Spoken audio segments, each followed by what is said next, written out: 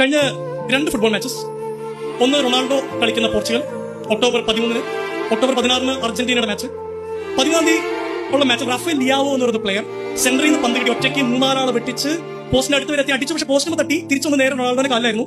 Ronaldo തട്ടിയിട്ട് ഗോളാക്കി. Ronaldo നേരെ ഓടുന്നു, സെലിബ്രേറ്റ് ചെയ്യുന്നു. പക്ഷെ റാഫേൽ ലിയാവോ അവിടെ കിടന്നിങ്ങനെ തലകുമ്പിട്ട് നിൽക്കുക.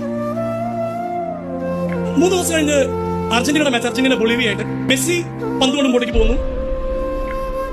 തൊട്ടുമുമ്പിൽ ഗോളി മാത്രം.